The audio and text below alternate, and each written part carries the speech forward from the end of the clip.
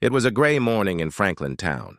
The streets were quiet, shops still closed, and the air smelled of rain and rust. A small boy walked alone, pushing an old broken bicycle that squeaked with every step. His name was Eli, 10 years old.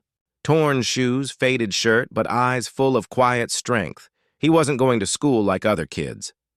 He was going to sell his bike, the only thing he ever loved. Across the street, a group of bikers were gathered near a cafe. Loud engines, leather jackets, tattoos, the kind of men who looked untouchable. They called themselves the Iron Hawks. Among them was Ryan, their leader, calm, sharp, with the kind of stare that could silence a room.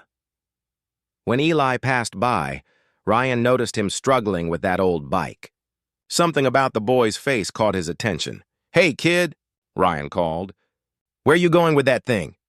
Eli hesitated. "I'm trying to sell it, sir," the bikers laughed. "Sell that junk? You'll be lucky if someone gives you $2. Eli looked down. "I just need enough so my mommy can eat today," he whispered. "She hasn't eaten in 2 days." The laughter died instantly. The air around them shifted. Ryan stared at the boy, trying to understand if he really heard what he just said. "What's your name, kid?" "Eli. Where's your mom?" "At home, sir." "She's sick." Ryan's jaw tightened. "How much for the bike?" Eli shrugged. "Anything, sir. Whatever you can give." Ryan reached into his pocket and handed him a $100 bill. Eli's eyes widened, his hands shaking. "I can't take this," he said softly. "It's too much." Ryan smiled faintly. "You said it's for your mom. That means it's not enough." Eli's eyes filled with tears as he whispered a thank you and turned away, holding the money like it was gold. But Ryan couldn't shake the feeling that something wasn't right. A kid selling his bike to feed his mother? In a town full of charities and community programs? Something was off. He looked at his crew. "Let's follow him." They trailed Eli from a distance, their bikes rumbling quietly through the narrow streets until they reached a crumbling neighborhood at the edge of town. Eli entered a small house with broken windows and no lights. Ryan walked up to the door and gently knocked. Inside, they found a weak woman lying on a couch, her face pale, her eyes half open. Eli rushed to her. "Mommy, they bought my bike." "We can buy food now." The woman smiled weakly, tears forming in her eyes. "You sold your bike, sweetheart?" "You didn't have to." Ryan stepped outside, his fists clenched. He called one of his men.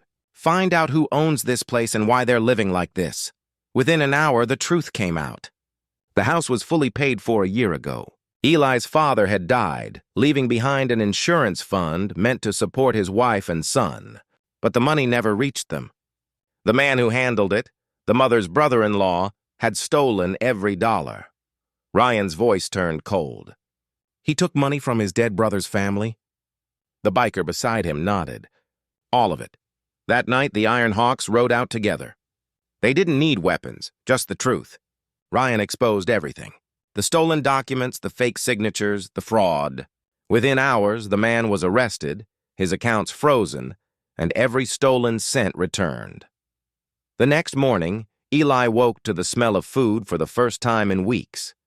His mother stood in the kitchen, tears streaming down her face as she cooked breakfast. On the table lay a note written on a napkin. "You don't owe us anything. Just promise you'll never sell your dreams again. The Iron Hawks." Eli smiled, clutching the note to his chest.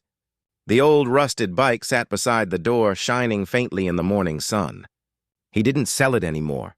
He kept it as a reminder that kindness still exists in a cruel world.